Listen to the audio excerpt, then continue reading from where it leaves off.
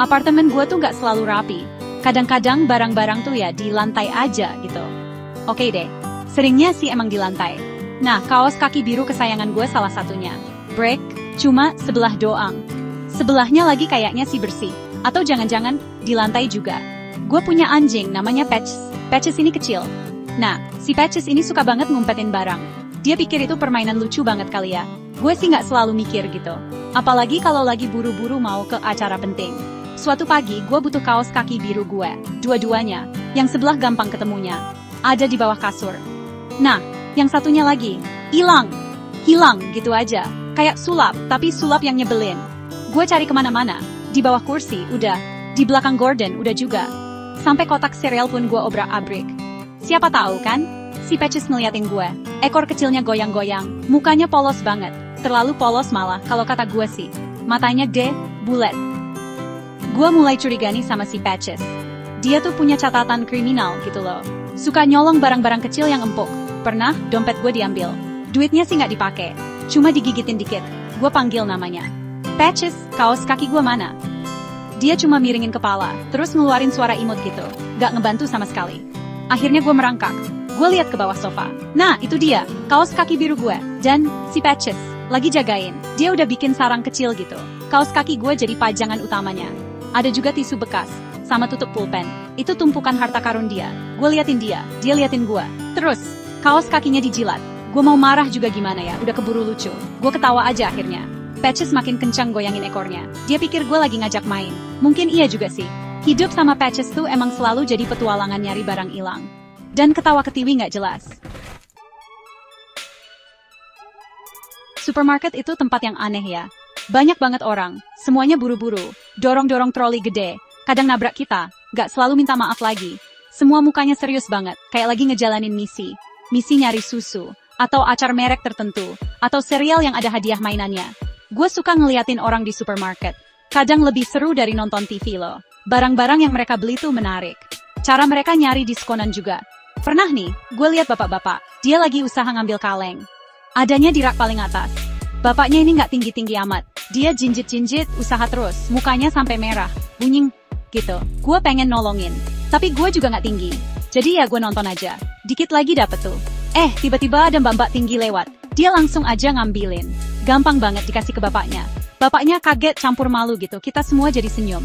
Lain waktu gue lagi di lorong makanan beku. Dingin banget. Gue lagi nyari es krim. Misi penting nih.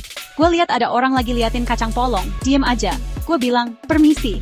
Gak ada jawaban. Gue kencangin suara. Permisi, boleh saya lewat? Masih diem aja. Gue tepuk pundaknya. Ternyata, patung kardus, iklan kacang polong beku segede orang. Muka gue langsung panas. Semoga aja gak ada yang lihat gue ngomong sama orang kacang polong. Gue buru-buru ambil es krim terus ngacir. Terus ada antrian kasir. Medan pertempuran terakhir. Di situ kita bisa lihat isi belanjaan semua orang. Ada yang isinya makanan kucing semua. Banyak banget. Ada lagi yang isinya keju mahal sama anggur. Yang lain keripik kentang 3 macam, gak ada yang lain. Kadang orang-orang ngobrol soal cuaca atau harga telur. Kayak komunitas kecil yang lucu gitu. Semua nunggu bayar. Semua punya cerita sendiri di trolinya. Momen-momen kecil kayak gini bisa lucu banget kalau kita perhatiin. Remote TV itu benda ajaib. Punya kekuatan buat ngilang. Bener-bener hilang. Tanpa jejak. Semenit lalu masih ada. Di meja kopi. Semenit kemudian udah nggak ada. Kayak Houdini versi kecil, bentuknya kotak. Ini sering banget kejadian di rumah gue. Bikin heboh. Kadang lebih heboh dari sinetron di TV. Semua orang saling salah-salahan. Kamu kan yang terakhir pegang. Enggak kamu. Misterinya makin dalam. Pencarian dimulai. Operasinya serius banget. Kita cari di bawah semua bantal sofa. Berkali-kali. Kita cari di sela-sela sofa, angkat majalah, angkat buku. Kadang kita nemu barang lain yang hilang. Pulpen, duit riseh, mungkin popcorn yang udah lama banget. Tapi remote-nya nggak ada. Makin frustrasi. Orang-orang mulai putus asa. Ada yang naruh di kulkas nggak ya? Selalu ada yang nanya gitu. Kenapa kulkas? Gue juga nggak tahu. Tapi kita selalu cek. Siapa tahu aja. Seringnya remote ketemu di tempat yang aneh-aneh. Pernah, di dalam kotak sereal. Bukan yang gue cek buat kaos kaki tadi ya.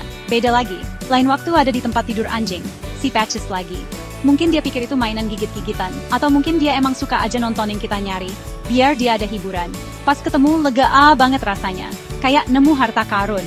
Semua orang sorak-sorai. Beberapa menit, rumah jadi damai. Sampai akhirnya hilang lagi minggu depannya. Lucu ya, barang sekecil itu bisa bikin repot banget. Dan bikin heboh nyari. Ini masalah semua orang kayaknya ya.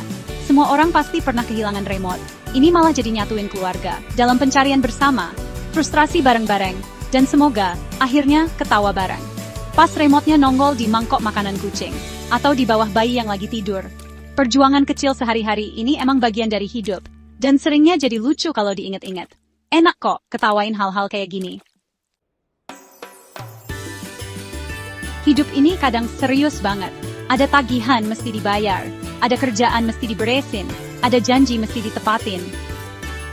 Kadang rasanya kayak daftar panjang hal-hal serius. Kita buru-buru, kita khawatir, kita sering cemberut. Kita lupa kalau jadi konyol itu nggak apa-apa. Nemu hal-hal lucu itu boleh banget. Bahkan hal-hal kecil yang sepele. Atau mungkin justru hal-hal kecil yang sepele itu. Ini nih, momen-momen yang bisa bikin hari jadi cerah. Percikan kebahagiaan kecil. Ketawa itu kayak obat.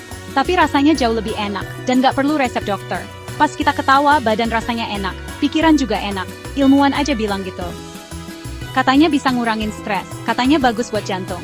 Gue sih bukan ilmuwan, tapi gue tahu rasanya enak banget ketawa sampai sakit perut. Atau sampai ngikik dikit. Ketawa ngikik yang bagus itu tanda bahagia murni, kayaknya sih. Artinya kita nggak nahan-nahan. Hal-hal lucu itu ada di mana-mana. Gak perlu nonton acara komedi, walaupun itu seru juga sih. Kita bisa nemuin humor di kehidupan sehari-hari. Kucing ngejar debu, temen cerita lelukon garing, cara kaki kita joget, atau pas kita kesandung padahal gak ada apa-apa. Gak ada yang lihat. Tapi kita ketawain diri sendiri aja. Ini momen-momen emas, secah sinar matahari. Gratis, ada di sekitar kita. Kita cuma perlu sadar aja. Jadi yuk kita coba lebih banyak ketawa. Setiap hari, cari yang lucu, bagiin yang lucu. Jadi yang lucu juga kadang-kadang gak harus ketawa ngakak kenceng-kenceng. Ketawa kecil juga bagus. Senyum itu awal yang baik. Hidup ini terlalu singkat buat serius terus. Yuk, kita nikmatin kekonyolan. Cari kebahagiaan di hal-hal sederhana. Yuk kita ketawa ngakak lepas kapan aja kita bisa. Itu bikin semuanya jadi sedikit lebih baik. Dan kita semua juicying.